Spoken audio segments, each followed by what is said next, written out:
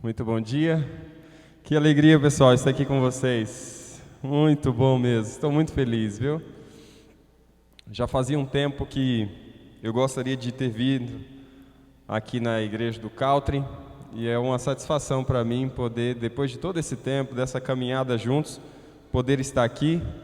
Para aqueles que não me conhecem, meu nome é Alex Palmeira, trabalho lá em Curitiba, coordenando essa área de plantação de igrejas, e o Caltrim foi uma dessas igrejas que a gente teve a oportunidade de desenvolver esse plantio. Muito obrigado, Douglas, aí pela oportunidade de esquematizar para que eu pudesse estar aqui hoje. Irene, todo mundo aí, o Wilson, tem muita gente conhecida aqui, o Reinaldo, a Renata, enfim, se eu fosse falar o nome de todos aqui, seria injusto com alguém, mas eu estou muito feliz de poder compartilhar desses momentos com vocês. Afinal, todo o desenvolvimento dessa visão de plantação de igrejas tem sido algo extraordinário. Durante esse período da pandemia, a gente tem avançado mesmo assim. Essa semana, por exemplo, nós estávamos desenvolvendo já o terceiro módulo da residência de plantação na divisão da África do Sul, pegando Moçambique, Zimbábue e toda aquela região.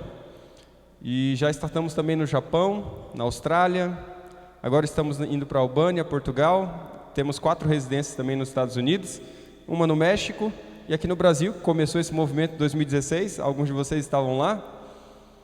Nós já temos 10 residências em Brasília, São Paulo, Rio de Janeiro, Minas Gerais e aqui também. Então, eu fico muito feliz de saber que o Caltrim foi parte desse desenvolvimento. É claro que a minha amizade com o pastor Dani continua intensamente. A gente conversa quase que semanalmente. Ele também tem sido um parceiro para melhorar meu inglês. Então a gente conversa, ele me força no inglês. E é muito bom poder vir a esse lugar e saber de tudo que Deus já tem feito. Eu andei aqui pelo prédio, que prédio excelente. Eu imagino que a pandemia interrompeu muitos dos sonhos que vocês têm, daquilo que essa igreja pode ser para a comunidade, daquilo que pode ser desenvolvido. Mas eu acredito que é uma questão de tempo. Acredito que é uma questão de tempo para a gente ver muita coisa acontecendo. E, aliás, o que eu vou estudar a palavra de Deus hoje com vocês tem muito a ver com isso, de como que a gente desenvolve uma igreja além do prédio. E fruto disso também está essa realidade da gente entender a nossa posição em Cristo, entender o que é ser igreja.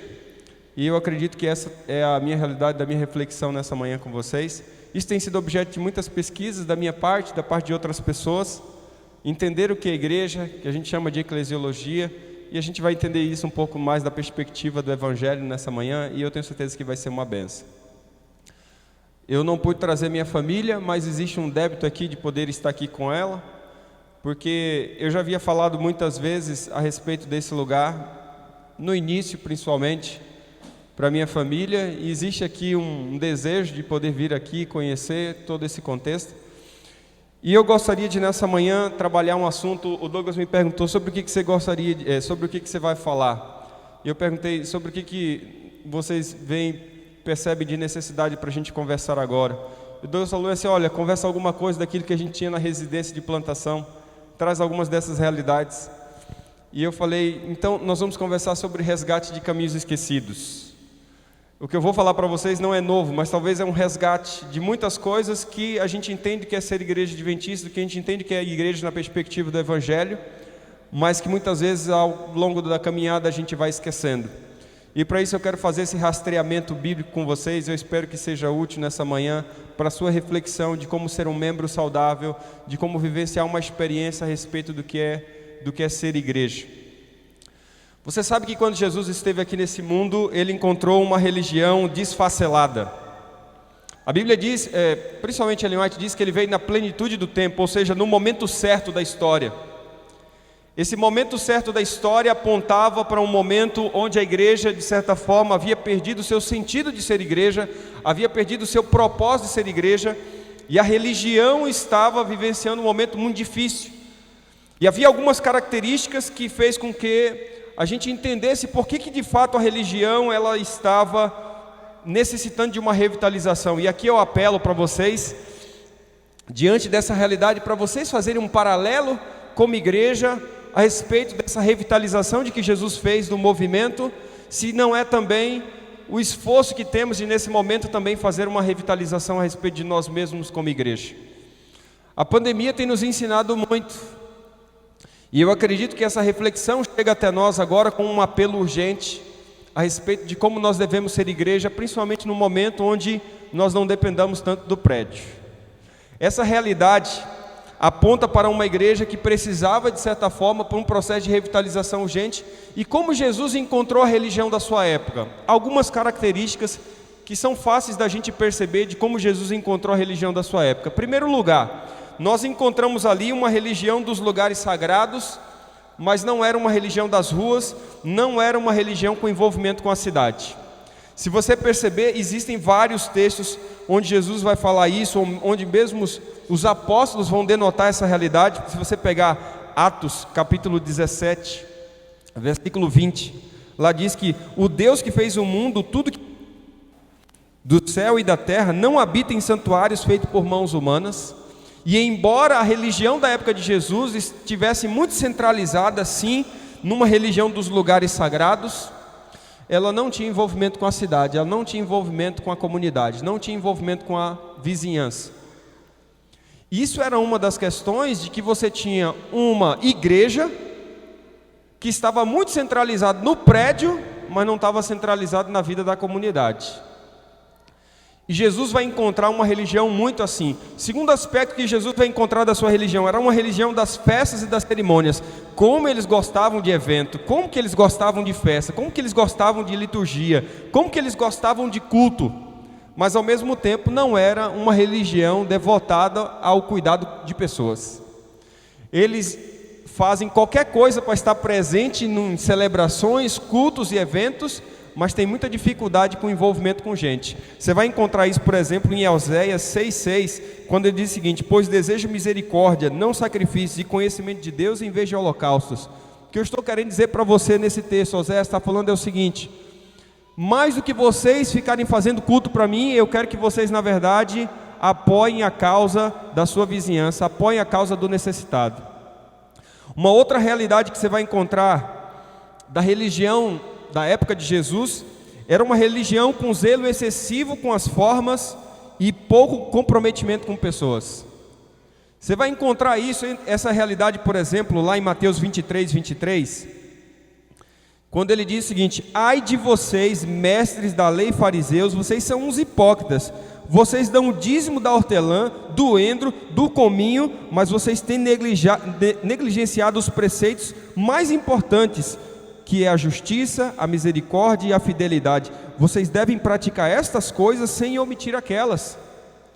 Vocês fazem tudo certinho, buscam fazer tudo certinho, mas vocês estão negligenciando uma parte importante da vida, que é o cuidado de pessoas, que é olhar com justiça, com misericórdia, de que é você se envolver com gente.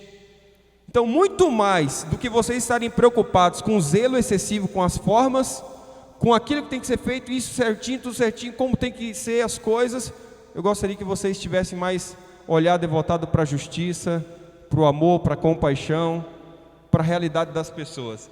Gente, ao longo da nossa caminhada em várias igrejas, a gente vai percebendo o quanto tem pessoas que têm mais zelo com as formas do que comprometimento com gente. É verdade ou não é verdade isso aí? Tanta gente que fica se apegando a coisinhas pequenas e se esquecem de coisas que são essenciais, coisas que são básicas. Eu não sei, está sendo colocado na internet, né? Eu tenho medo de contar umas histórias aqui, sabe? Eu não vou contar porque é uma história, bem, eu não sei se vai mexer com tanta gente assim também, porque foi aqui perto, né? Foi aqui no Paraná. Um determinado lugar onde as pessoas tinham muito zelo com as formas, mas pouco comprometimento com gente. E isso não é igreja, né?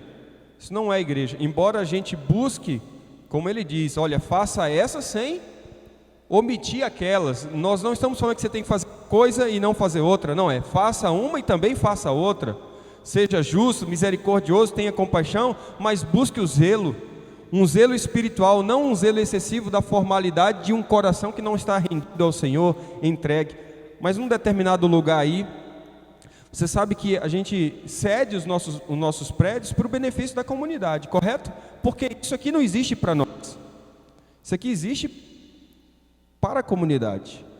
Assim, a gente não vem, né? A igreja não é para os crentes, porque os crentes é a igreja é para aqueles que não são crentes. Não sei se você entendeu o que eu disse. A igreja não é para os crentes, porque os crentes são a igreja. A igreja é para os não crentes.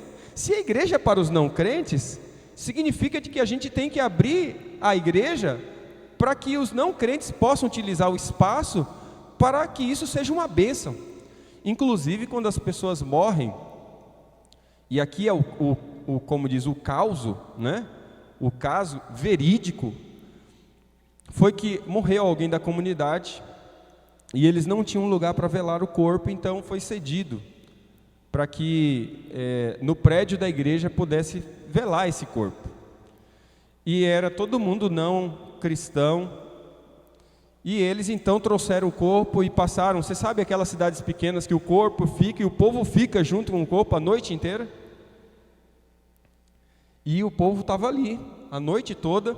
E é claro, os parentes trouxeram várias bebidas, chimarrão, trouxeram, porque em determinados contextos envolve também muita comilança no funeral. Já viu isso acontecer?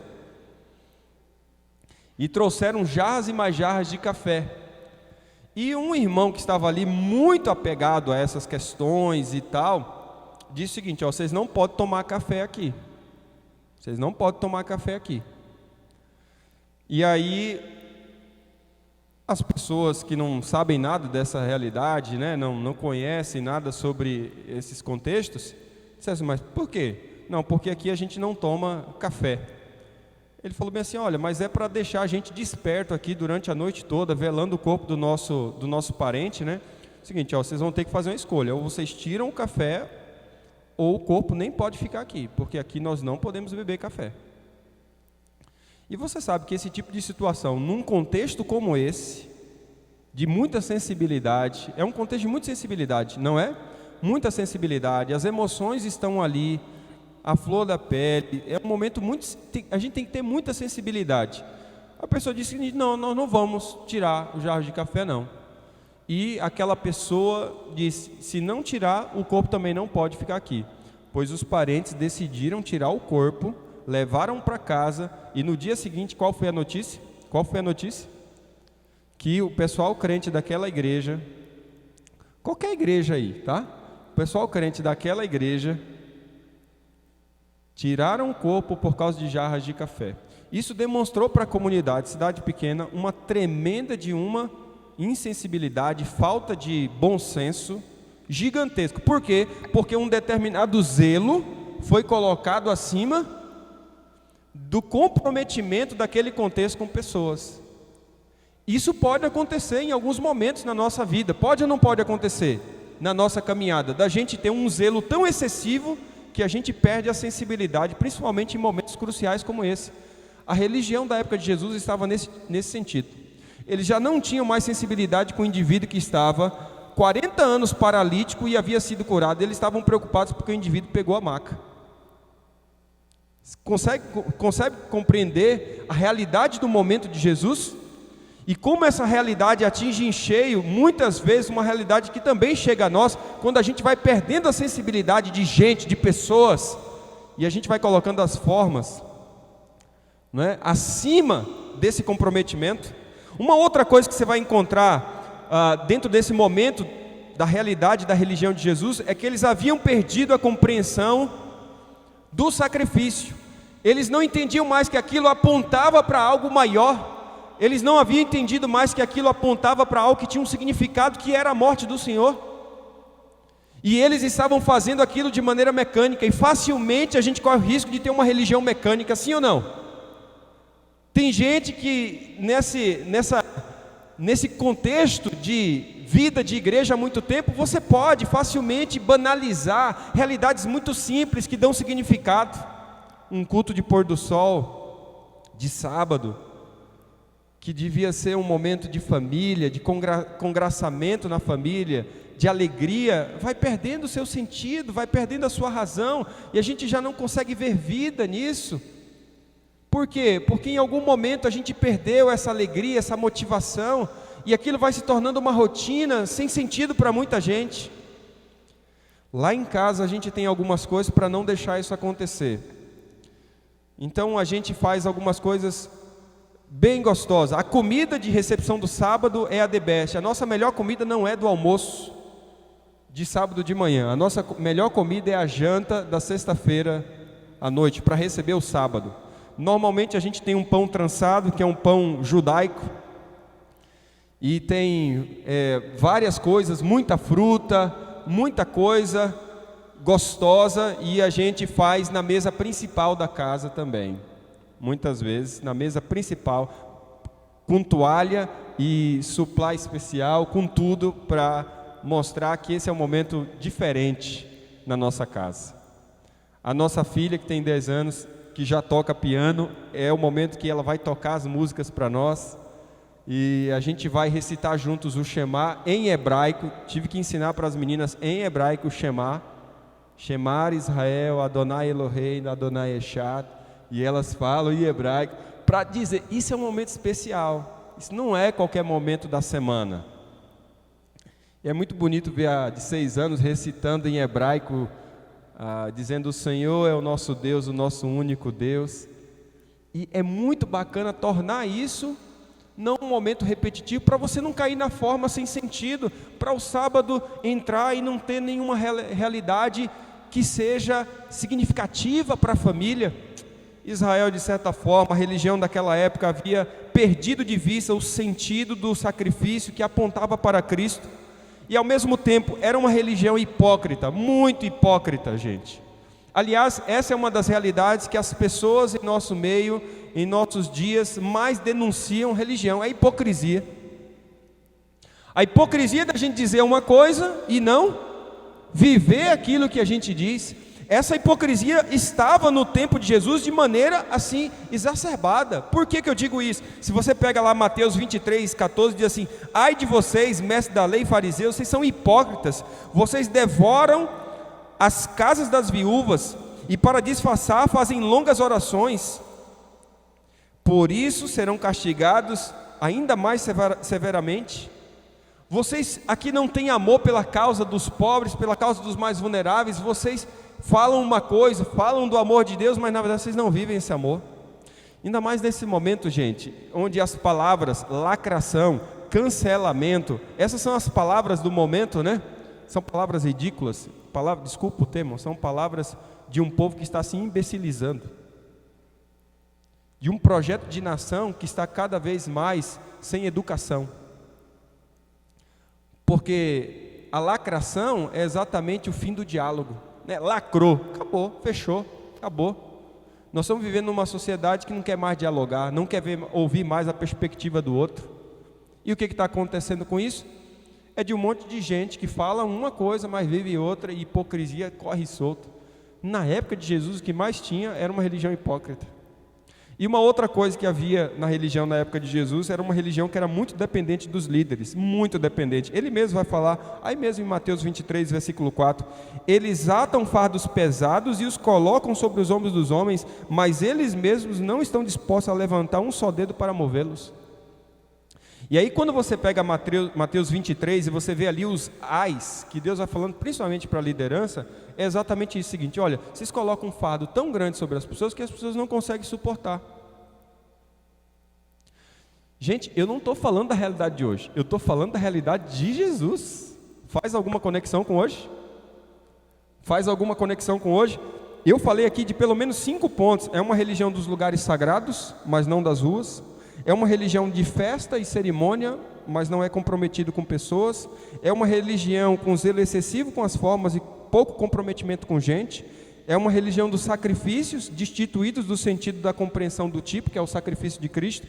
Uma religião hipócrita, incoerente no modo de vida, e uma religião dependente dos líderes. Foi esse tipo de religião que Jesus ele encontrou quando ele chegou aqui na terra. Imagina o trabalho que ele não tinha. Vocês compreendem o trabalho que ele tinha para desenvolver? Sabe o que Jesus fez?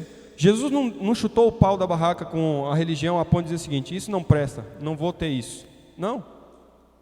Tem muita gente aí apregoando o fim da religião, que dirá Karl Marx em diante, desde desde os iluministas, os 10 esclarecidos, com o fim da religião, porque a religião, para muitos, como era uma ligação com o Estado, ela representava também não somente dominação religiosa, mas também dominação política em todos os meios culturais. Então, essa realidade aponta, sim, para um tipo de pensamento que vê a religião como algo que coloca supressão, como algo que coloca dominação, ou que mesmo torna as pessoas inconscientes da sua realidade, ou seja, a religião é um sistema de poder.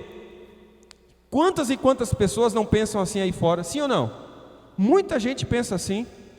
No entanto, Jesus não veio nesse mundo para simplesmente abandonar a religião, não, ele veio para resgatar o seu verdadeiro propósito, o propósito do chamado Abraão. Abraão, se tu uma bênção, Abraão sai e vai para ser bênção. O chamado de Deus aqui para a religião da sua época é para um resgate de propósito, e por isso meu tema, resgatando caminhos esquecidos.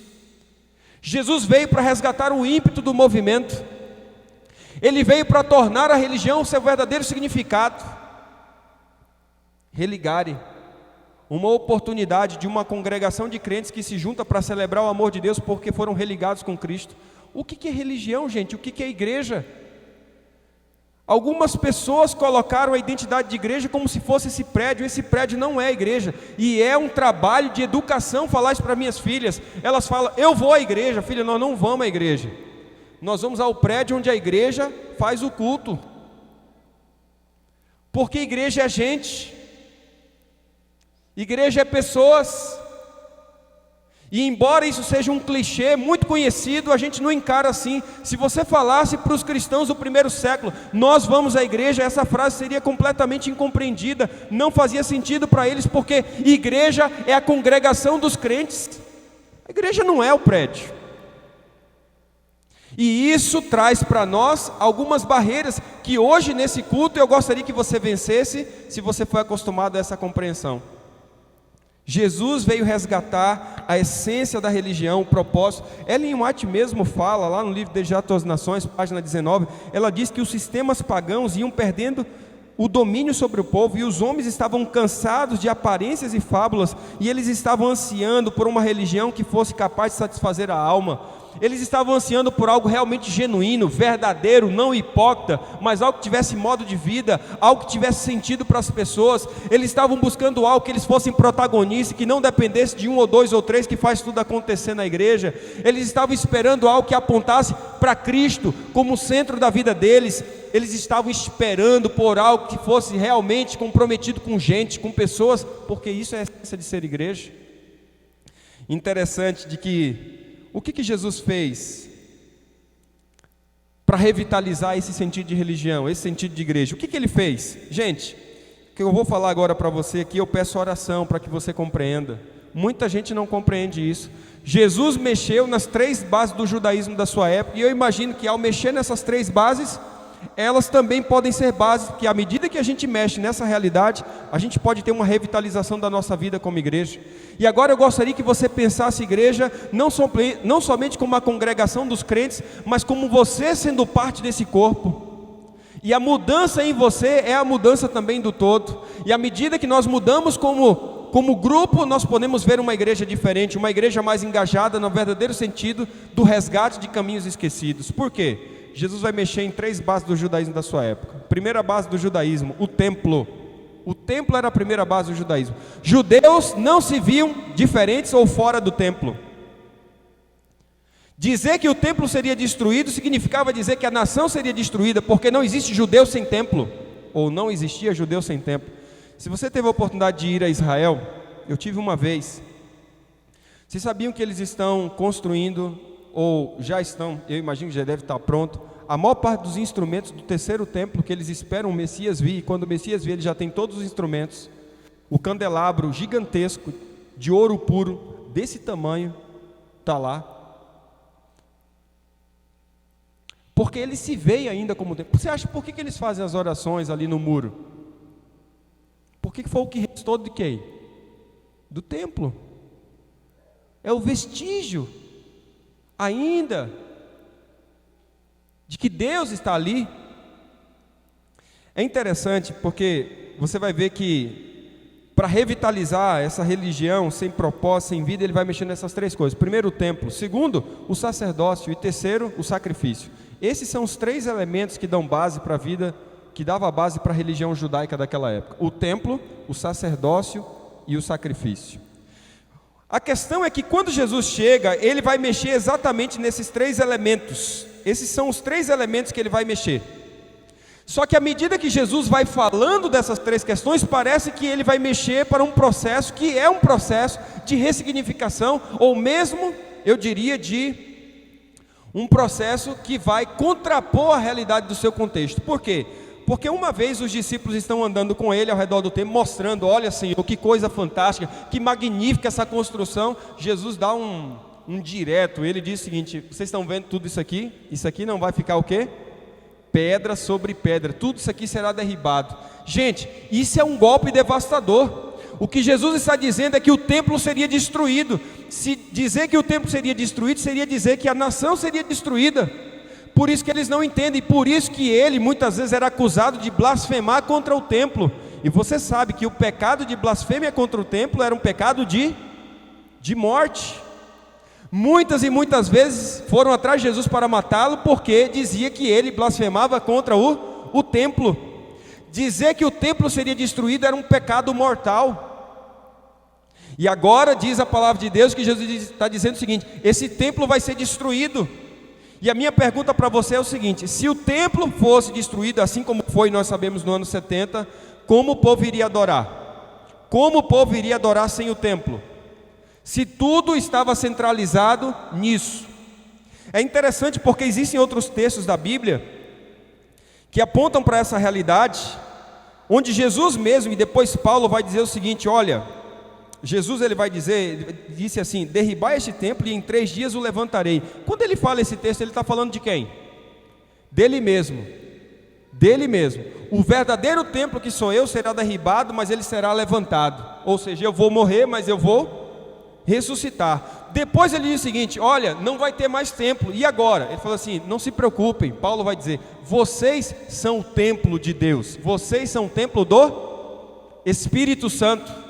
Você vai encontrar lá em 2 Coríntios capítulo 6, versículo 16: porque vós sois o templo de Deus vivente, como Deus diz: nele habitarei e entre eles andarei, e eu serei o seu Deus e eles serão o meu povo. Vocês são o templo de Deus. Lá em 1 Coríntios 6, 19 diz assim: ou não sabeis que o vosso corpo é o templo do Espírito Santo que habita em vós, proveniente de Deus, e que não sois de vós mesmos? Aí você vai lá, por exemplo, em 1 Coríntios 3,17 diz o seguinte: se alguém destruir o templo de Deus, Deus os destruirá, porque o templo de Deus que sois vós é santo. Você pega lá Apocalipse 21, 22 diz assim: e nela não vi templo, porque o seu templo é o Senhor Deus Todo-Poderoso, o Cordeiro. O que você vai perceber aqui no Novo Testamento? Que o templo no Novo Testamento já não é mais uma edificação de tijolo e argamassa. O templo do Novo Testamento é gente, é pessoas. O chamado para se entender igreja não é simplesmente que nós temos um prédio. O chamado para ser igreja é um chamado para reconhecer de que nós somos a morada do Espírito Santo. Isso diz muita coisa. Jesus está aqui fazendo um giro de uma compreensão de habitação de Deus de um lugar físico para habitação em pessoas. E isso é devastador para a realidade do primeiro século. Entender esse giro implica em muitas coisas.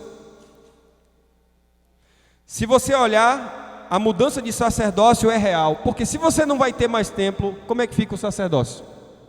Se você não tem mais templo, e aí? O sacerdócio fica como? Por isso que a Bíblia vai dizer lá, eu só vou pegar alguns textos, tem vários. 1 Pedro 2,5, por exemplo: vós também, como pedras vivas, sois edificados casa espiritual e sacerdócio santo. Vocês são sacerdócio santo. E diz mais lá, por exemplo, em 1 Pedro 2,9: mas vós sois geração eleita, sacerdócio real. Agora não é mais uma tribo, agora já não é mais um grupo, agora todo mundo é sacerdote, todo mundo é chamado para ministrar. Veja, gente, o deslocamento aqui é real. Não é mais um prédio, não é mais um local, é você.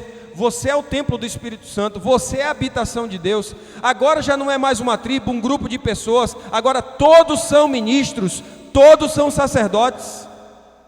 E o sacrifício? Gente, de sacrifício tem vários textos. Do sacrifício você vai ver que agora já não é mais sacrifício de animais, agora o sacrifício é o próprio Cristo. O sacrifício é o próprio Senhor Jesus. Você vai ver isso lá em Hebreus, quando diz o seguinte: que não necessitasse como sumo sacerdote de oferecer cada dia sacrifícios, primeiramente para os seus próprios pecados e depois pelos pecados do povo, porque isto ele já fez uma vez, oferecendo a si mesmo. Cristo é o verdadeiro Cordeiro, Cristo é o verdadeiro sacrifício.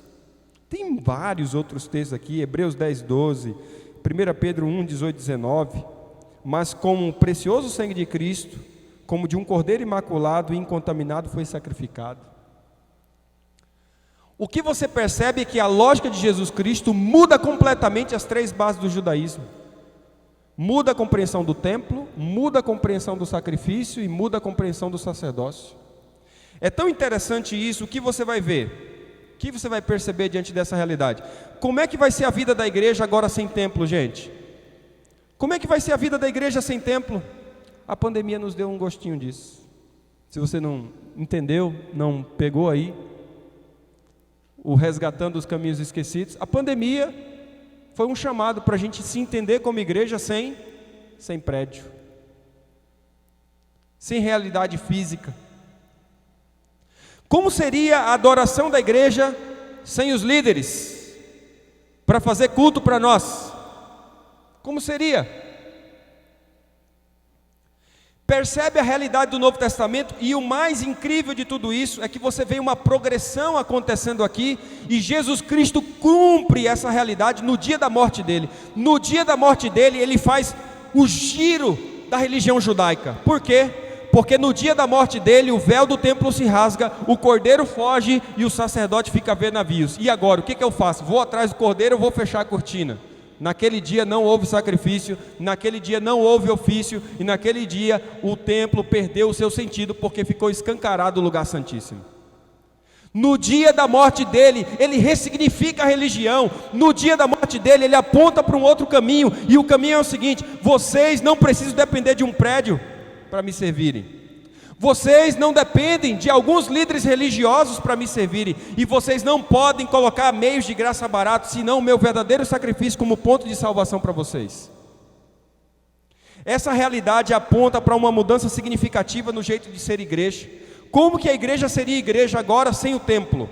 Pergunto a vocês, como que a igreja foi igreja sem o templo no Novo Testamento? Você sabe que quando o templo foi destruído, a igreja foi cultuar onde? Onde que ela foi cultuar quando o templo foi destruído, irmãos?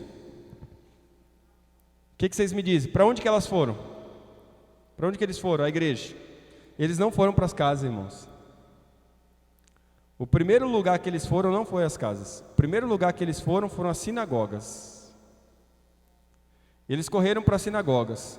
E a igreja do Novo Testamento, o modelo da igreja do Novo Testamento não é um modelo do templo. O modelo da igreja do Novo Testamento é um modelo sinagogal. E agora você me pergunta, o que era uma sinagoga? Você já foi numa sinagoga? Vale a pena, vale a pena. Curitiba, você tem ali o Museu do Holocausto. Você sabia que tem um Museu do Holocausto em Curitiba? O Yad Vashem? Vale a pena marcar, tem hora marcada, vai lá, leva os filhos, vai ser uma experiência gigantesca, emocionante, tenho certeza que você vai chorar. Eu fui no de Israel, saí chorando igual uma criança, porque você vê toda a história do Holocausto lá, né? Por isso chama Museu do Holocausto. E é emocionante, emocionante. Eles estavam na sinagoga. A questão é o seguinte, e aqui vem dados históricos, pegue comigo. Quando o templo foi destruído, aqueles que se atentaram para o que Jesus havia falado, olha, quando chegar o tempo, o que vocês devem fazer? Sair. Então, aqueles que quando viram o primeiro cerco, o que aconteceu? Eles foram embora. Os mais teimosos ficaram na cidade, e aí depois foi destruído. Então, aqueles que saíram, um grupo de lá saiu junto. Os fariseus, que foi a linhagem que restou dos judeus. Então, o judaísmo que nós temos hoje, muito dele é de linhagem farisaica. Correto? O que acontece é que quando os cristãos saíram, eles foram para as sinagogas, mas esses fariseus que saíram junto, principalmente perto do segundo cerco, eles disseram o seguinte: sabe por que o nosso templo foi destruído? Sabe por que a nação entrou nesse esquema todo aqui, nesse problema todo? Porque a gente aceitou o judaísmo perder as suas raízes, a gente aceitou o judaísmo se misturar com doutrinas que negam a sua realidade primária.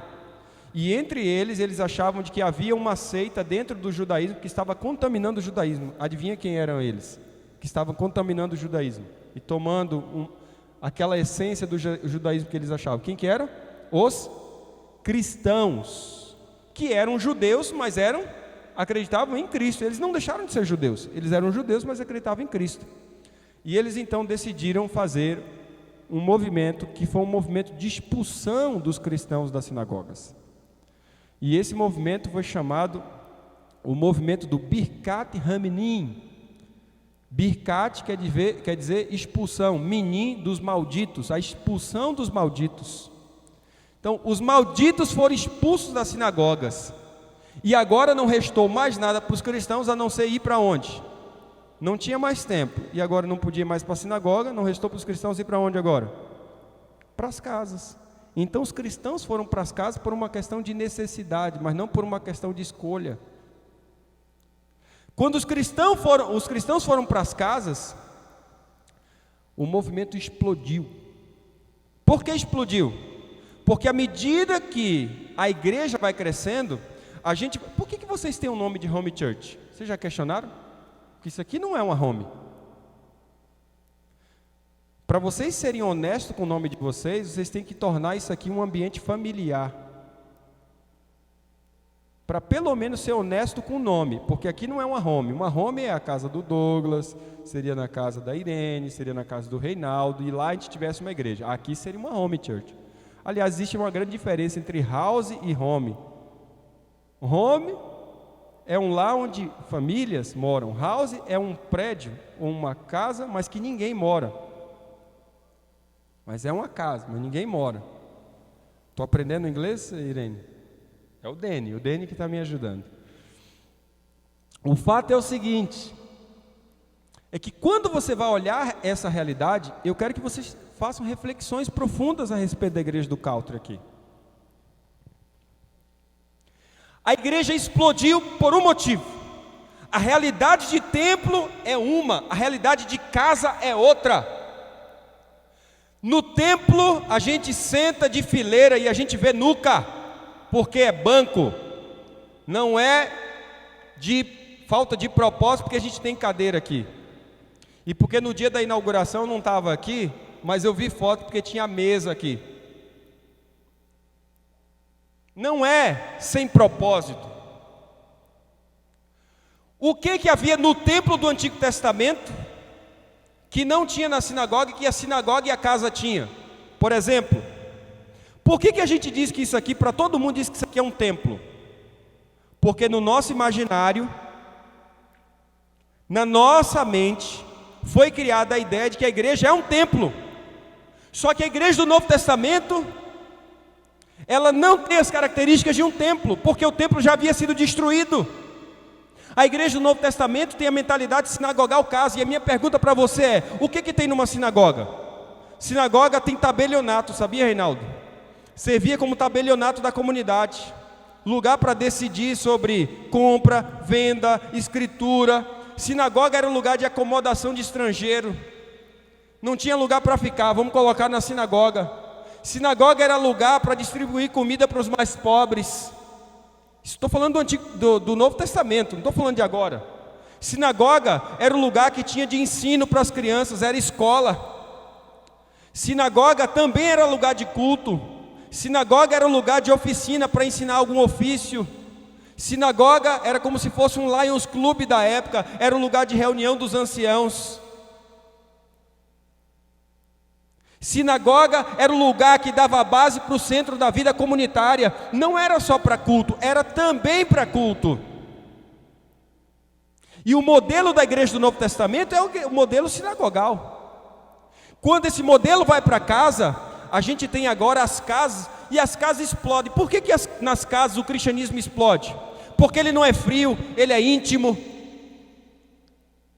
porque ele não é um monólogo, ele é dialogal, porque ele está envolvido com a realidade última de poucas pessoas, não cabe muita gente, então todo mundo aqui é conhecido, não dá para ficar no anonimato. Se você for na Igreja Central de Curitiba, você entra e sai e ninguém sabe quem é você, e não porque eles não queiram te cumprimentar e te conhecer, é porque é tanta gente que você é mais um na massa. Nós não queremos uma igreja onde você se sinta assim, nós queremos uma igreja onde você se sinta em casa. Por isso, para se tornar home, tem que nós voltarmos ao verdadeiro sentido de uma home. Isso aqui é família. Como família, a gente sofre junto, come junto, vive junto, se desgasta muitas vezes junto, mas a gente pede perdão junto. A gente faz sacrifício no bolso junto. Família, gente, casa. Se você olhar para o templo, muitas coisas que nós fazemos hoje, na maioria dos prédios de igreja, não tem nada a ver com o que acontecia no templo. Não obstante, a gente diz que a nossa igreja é templo. Nas nossas igrejas tem ensino. Tinha ensino no templo? Tinha ensino no templo do Antigo Testamento? Tinha ensino no templo? Tinha ensino? Não, no templo não tinha ensino. Tinha louvor no templo? Não, só quando tinha festas especiais. Tinha pregação no templo? Não, não tinha pregação no templo. Tinha comida no templo? Não, só o que o sacerdote sacrificava. Afinal, se tudo isso tem na nossa igreja, pregação, ensino, louvor, tudo isso tem na nossa igreja, por que a gente compara a nossa igreja com o templo? E aí você me pergunta, o que tinha no templo? No templo só tinha ritual e cerimônia. Era isso que tinha no templo, ritual e cerimônia. Não obstante, a gente compara a nossa igreja com o templo. A nossa igreja não deve se comparar com o templo. Nossa igreja deve se comparar com o modelo sinagogal casa, que tinha pregação, tinha ensino, tinha comida, tinha envolvimento, tinha tudo isso.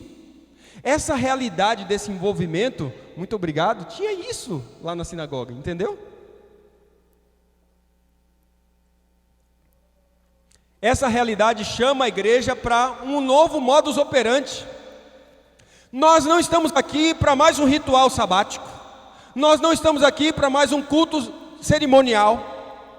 Nós estamos aqui para conversar, comer juntos, conversar, dialogar, ouvir. E aí vem a questão, quando você está num culto, quando a pandemia passar, e isso aqui estiver lotado de cadeira, colado uma na outra, a gente vai ter que repensar algumas dessas questões. Qual é? Você pode entrar num culto de igreja, e veja como isso é real. Você pode entrar num culto de igreja, e você pode entrar, sentar, levantar 3 horas e não falar uma palavra. É possível ou não? Você sentar, levantar, ficar 3 horas. E o único momento que você pode falar em 3 horas de culto é na hora da escola sabatina, se o professor deixar. Se ele não deixar, você não vai falar. Isso está criando uma geração de crentes passivos, que não se envolvem, mas se tornam consumidores de um produto religioso que o pessoal daqui da frente tem a apresentar cada semana. E isso é contrário ao movimento de Jesus, porque o movimento de Jesus não é de consumidores, é de discípulos que fazem discípulos, ou seja, são produtores. Compreende? A concepção de templo muda tudo, até a maneira da gente construir prédio. Por que não tem uma plataforma aqui? Por quê? Nunca pensaram por quê? Por que a gente tem um hall de entrada grande? Por que a gente tem uma cozinha? Por quê?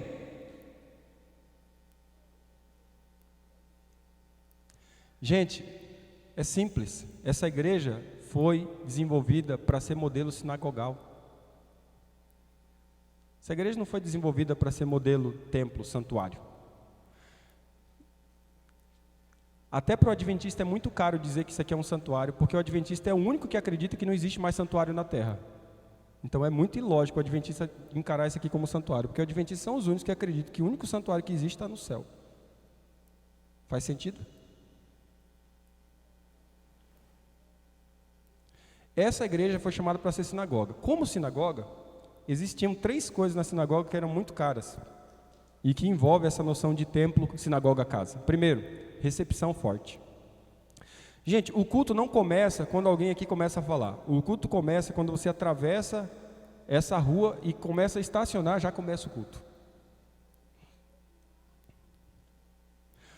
Nas igrejas que têm essa compreensão, o culto é uma experiência comunitária. Isso significa que, desde quando você estaciona o carro, nós já estamos te dando uma experiência de relacionamento. Eu oro a Deus que quando começar tudo aí, coloque água saborizada ali, tapete vermelho desde o estacionamento para o povo aqui, borrife aqui, cheirinho da M. Martin. Uma experiência gostosa de se estar numa home. Família, casa. Me coloque gente bonita, sorridente, que é o que não falta nessa igreja aqui para estar na recepção. Gente que vai poder abraçar e beijar. Hoje é no soquinho, né? Semana passada, minha família ficou na recepção. Eu não estava em viagem, mas foi a minha família que foi a recepção da igreja. Assim, gente, pelo amor de Deus, vocês têm que mudar essa recepção. E não pode ser só uma coisinha simplinha. Compramos 6 sacos de chocolate. Pensa no culto que as crianças ficaram felizes. Chegava barrinha de chocolate para todo mundo. Serenata lá, chocolate. É uma experiência familiar. O templo não faz muito isso, mas o lar faz. Por que a igreja do Novo Testamento explodiu? Aquilo não era um serviço de culto, aquilo era uma experiência familiar. Certo? A igreja foi crescendo tanto, que ela explodiu. Ela explodiu, gente. Cresceu demais. E o império não tinha controle. Constantino, esperto, ele percebeu o seguinte: se eu deixo eles assim, eles vão dominar. Então o melhor é me juntar. O melhor é me juntar e me fazer parte deles. Agora essa igreja, que é uma igreja da casa, já não é a igreja mais de um grupinho religioso que domina. Não, é de todos os crentes. Todos os crentes. Todos ministram. Não é mais um grupinho não, gente. Por que a igreja explode tanto, cresce tanto no Novo Testamento? É muito simples. Primeiro, ela não depende de um lugar para ser igreja. Segundo, não depende de alguns líderes para continuar o movimento. Senão o Império Romano poderia dizer o seguinte: nós temos que desestabilizar. Nós temos que desestabilizar esse movimento aí. O que a gente tem que fazer para desestabilizar? Então, a primeira coisa, nós vamos desestabilizar esse movimento. Gente, se você for no dicionário, lá diz que religião é a junção de 3 coisas. Religião é a junção de 3 coisas. Está no dicionário, olha lá. Religião é a junção de ritos, dogmas e padrões de comportamento. Essas 3 coisas. Quando você vai olhar a igreja do Novo Testamento, parece que elas não estão fundamentadas nisso. Por quê? Elas não têm ritos, cerimônias, porque não tem o quê? Templo. Então, desse aspecto, a igreja sempre teve suas cerimônias, mas dentro desse aspecto, a igreja não tem rito de cerimônia, porque a igreja não vive dentro da lógica do templo. Segundo, o único dogma da igreja era o Senhor Jesus Cristo, e o entendimento correto do Antigo Testamento na pessoa do Cristo. Então a relação do dogma era a relação de que a doutrina é para o bem da comunidade e não para aprisioná-la em engano. A igreja não estava refém de um dogma secular, mas de um dogma fundamentado na pessoa do Cristo. Terceira coisa, essa igreja, os padrões de comportamento são baseados na ética de Jesus. E essa ética de Jesus aponta para padrões de comportamentos não mecânicos, mas naturais como modo de vida. Em outras palavras, as demais religiões eram muito diferentes, porque todas tinham templo, todas tinham líderes ou sacerdotes, e essa não. O Constantino podia pensar o seguinte: vou acabar com essa igreja, o que eu faço em primeiro lugar? Destruo o templo deles, acabou. Só que eles não têm templo, o que eu destruo? Vou começar a destruir casa. Quanto mais mata, o que aconteceu com eles nessa tentativa? O que aconteceu nessa tentativa? Quanto mais mata, mais o quê? Mais cresce. Então não adianta matar. O que você faz quando não adianta matar um povo? O que você faz? Caso de Constantino, não adianta matar. Quanto mais mata, mais cresce, só tem um jeito, é fazendo o quê? Me associar a eles. E tentar subvertê-lo na sua raiz. Tentar subvertê-lo naquilo que é a base deles. Então Constantino pensou, não pode destruir templo, eles não vivem dependendo disso. Eles dependem de alguns líderes, então vamos matar os líderes e acabou o movimento. Mas eles não dependem de líderes, quanto mais mata esses líderes, mais cresce outros. Que negócio é esse? Só uma alternativa, a alternativa é fazer parte deles e subverter o movimento na raiz. Foi exatamente o que ele, Teodósio e tantos outros fizeram. Quando entraram no movimento, perceberam na hora a diferença do movimento. Gente, nós estamos falando de um movimento, nós não estamos falando de uma denominação, de uma igreja. Muitas pessoas acham que a igreja adventista é mais uma denominação. Quem entende assim não sabe que é a história do movimento. Nós somos um movimento que nasceu numa profecia. E não é a profecia de Daniel 8,14, é a profecia de Gênesis 3,15. E quando você vai pegando a relação de Gênesis 3,15 e Daniel 8,14, vai batendo com Apocalipse 10, 12 e 14. Mas como nós temos uma geração que malmente conhece a história do seu país, que dirá a história da sua igreja? É verdade ou não é verdade? Sem raiz, sem profundidade, sem fundamento. Essa geração é chamada a ressignificar o que é ser igreja. E aí eu vou para os meus finalmente. Como? Quando Constantino entrou, ele percebeu que fazia a igreja crescer. Ele percebeu que fazia a igreja ter influência. Sabe o que fazia a igreja ter influência? Que ele detectou na hora.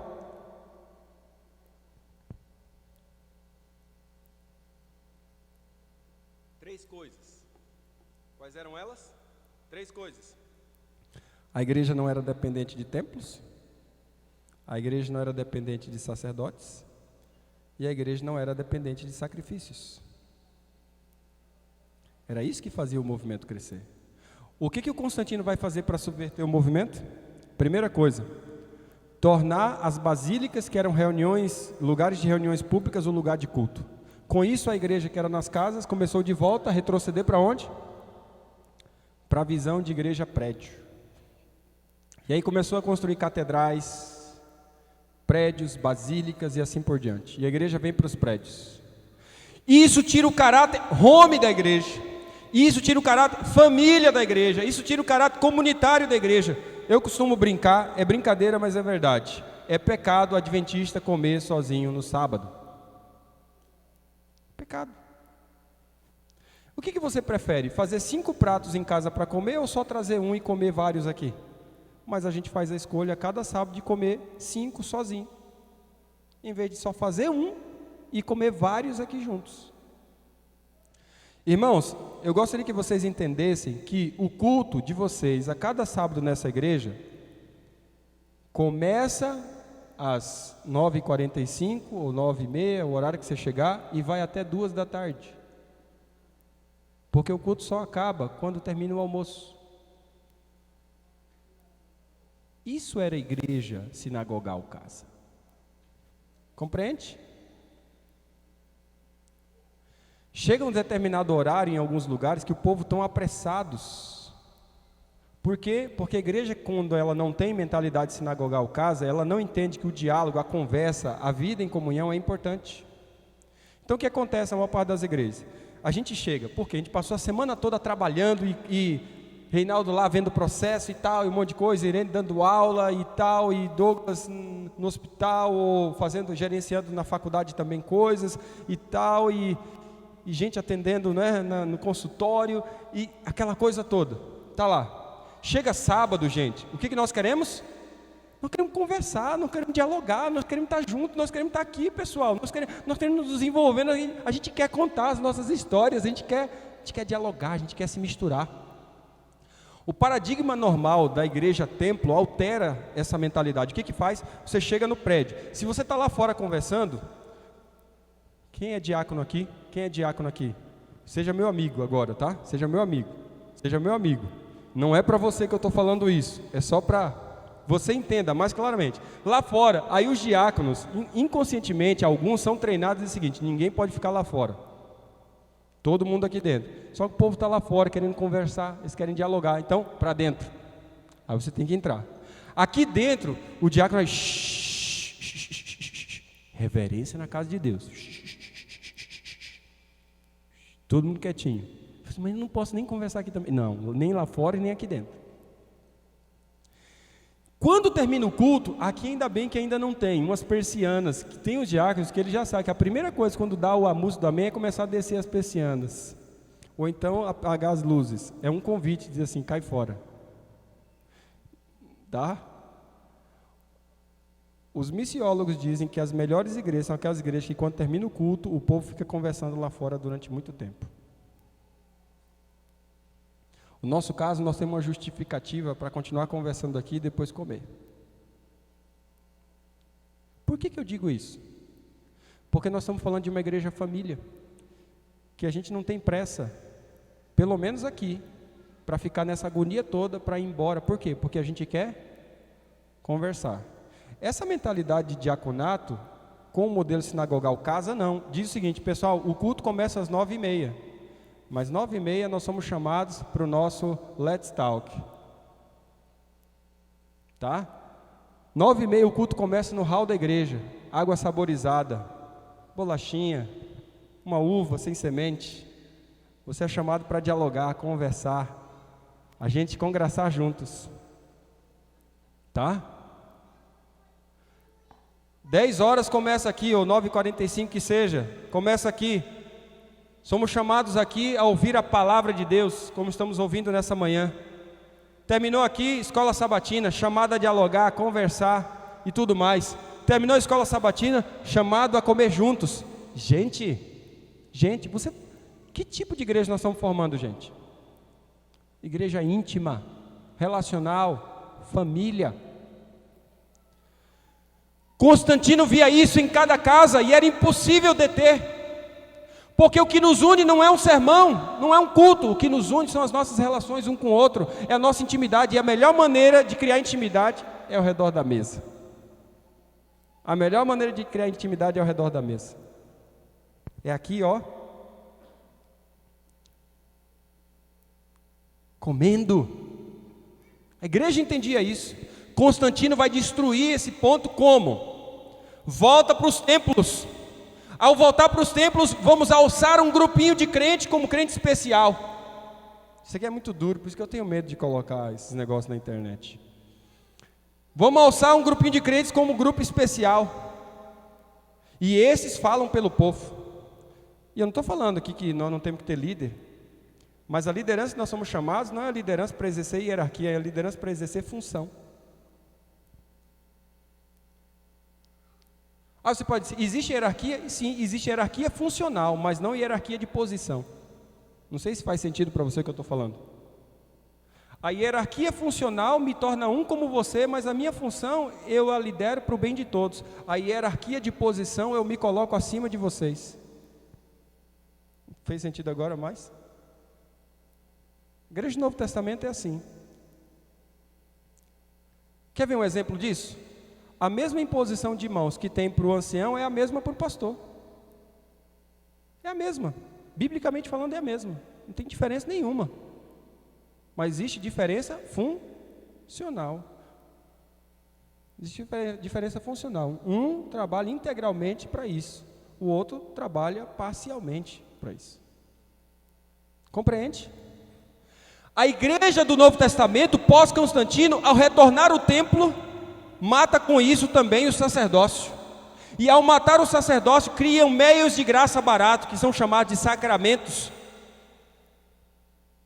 para perverter a realidade do Evangelho. Então a gente acha que a gente precisa fazer algo para receber o favor de Cristo. Compreende?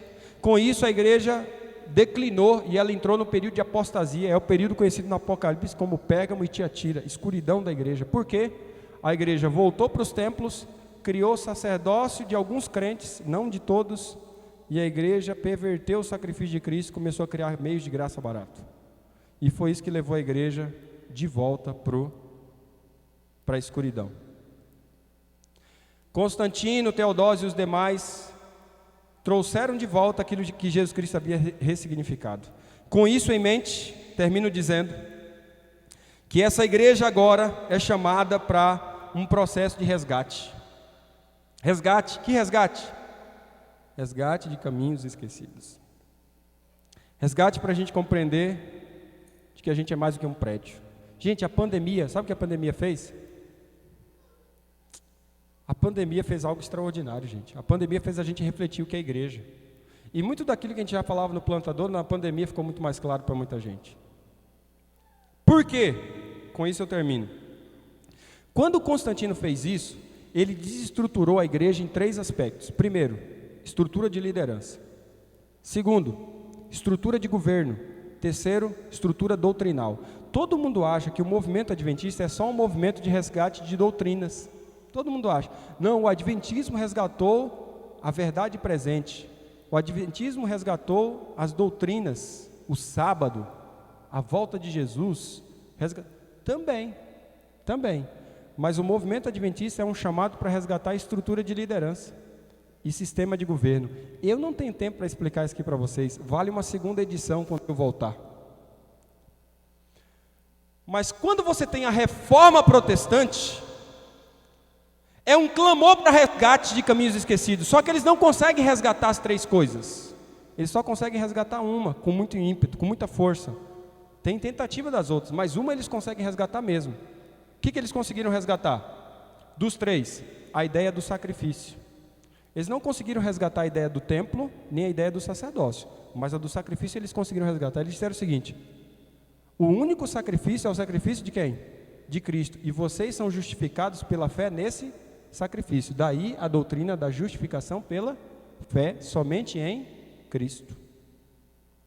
A reforma protestante conseguiu resgatar o significado do sacrifício e da justificação pela fé, mas não conseguiu resgatar o significado do templo e do sacerdócio. E até hoje a gente luta com isso. E aí, gente, se nós olharmos para o contexto brasileiro, dá para você imaginar o quanto isso é difícil. Por quê?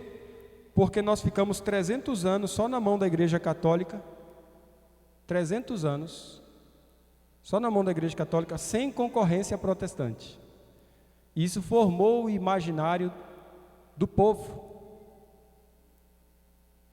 E possivelmente existe um pouquinho de Constantino nos corações de muita gente ainda. Possivelmente. Essa ideia, muita gente me pergunta, o prédio é sagrado? Eu falo, é sagrado. Por que o prédio é sagrado? O prédio é sagrado porque pessoas sagradas ou santas cultuam nele. No dia que não tiver ninguém aqui não passa de uma construção de prédio de tijolo. Porque Deus não habita em tijolos, Deus habita em pessoas. E quando as pessoas se reúnem, ali é santa.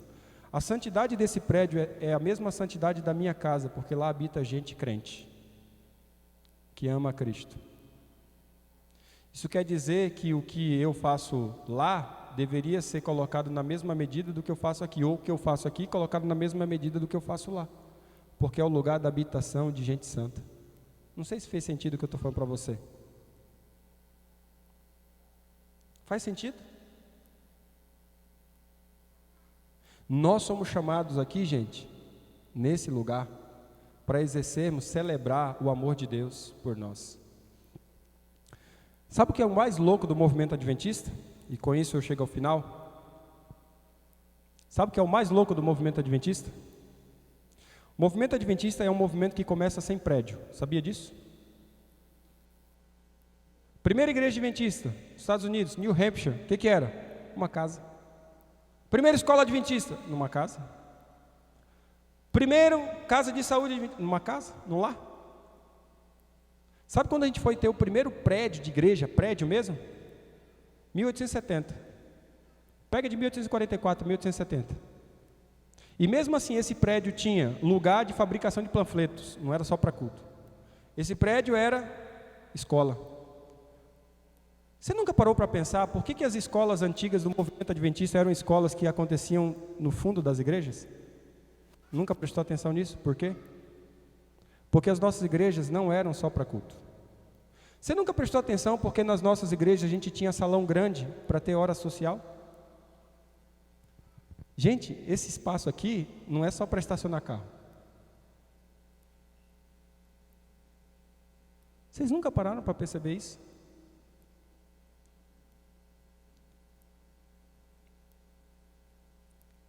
esse prédio não é só para culto. Se vocês quiserem matar a igreja do Caltri, faz isso aqui só lugar para culto.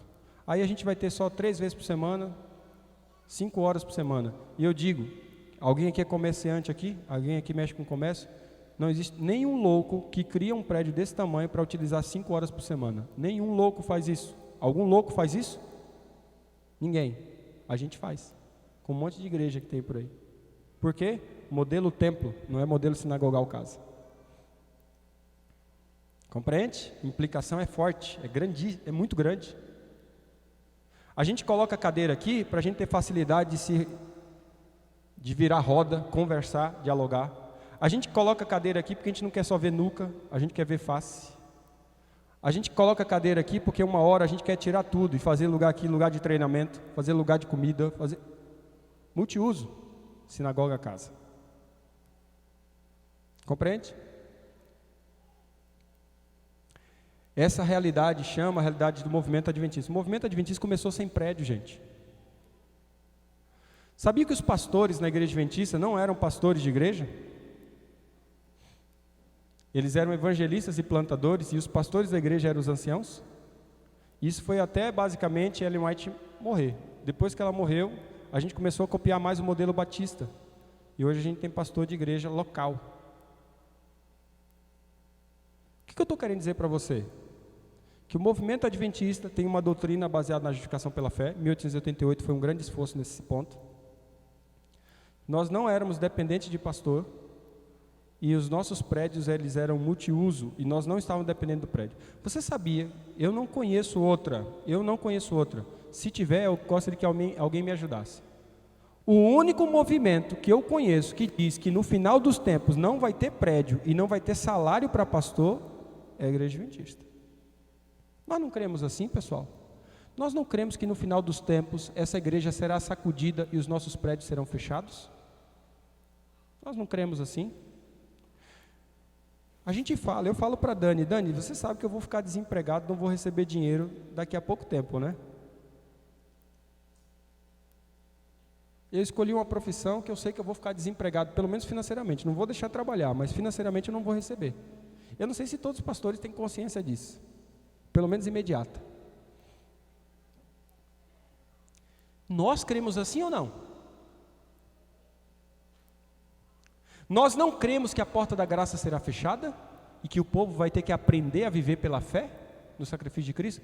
O que nós estamos dizendo, gente? Nós estamos dizendo que essa é a igreja que vai triunfar na volta de Jesus Cristo sem prédio, sem pastor e sem meio de graça barato. Quer você queira ou não, essa igreja voltará a resgate de caminhos esquecidos. Porque ela crê que ela não depende de prédio, ela não depende de obra assalariada e ela não depende de meio de graça barato. E é dessa forma que Deus concluirá a sua obra por meio dessa igreja. Será que a igreja do Caltri não pode ser uma referência nesse ponto nessa cidade? De uma igreja que é home, porque é família e utiliza o seu prédio para ser bênção como sinagoga casa? Será que a igreja do Caltri, que é eu e você, principalmente você que mora aqui, será que a gente não pode ser uma igreja que se relaciona de uma maneira genuína e gostosa, que entende que culto não é só para ouvir sermão e vir aqui para participar de uma escola sabatina? Será que a gente não pode vivenciar a igreja confiante no sacrifício de Jesus Cristo, resgatando a essência do Cristo que é pregado a cada sábado e somente Cristo? O apelo para você nessa manhã é: você precisa individualmente resgatar caminhos esquecidos. E eu espero que nessa manhã Deus tenha falado ao seu coração para um resgate de uma mentalidade de uma igreja conforme ao Novo Testamento. Que a igreja do Caltri seja essa igreja. Que você possa vivenciar esse tipo de igreja, se esforce para ser esse tipo de igreja. Eu imagino que sua mente está borbulhando de muitas coisas aí, mas o apelo de Jesus Cristo para você nessa manhã é: preciso ser igreja como igreja do Novo Testamento na minha vida pessoal. Preciso vivenciar essas realidades. Enquanto a Laura canta essa música, eu quero te dar a oportunidade, nesse dueto, de você não somente refletir na música, mas de orar a Deus. Orar a Deus para que Ele faça de você um crente verdadeiro e fiel. que ame ao Senhor Jesus e possa participar da luta dessa igreja e ser uma igreja do Novo Testamento. Amém?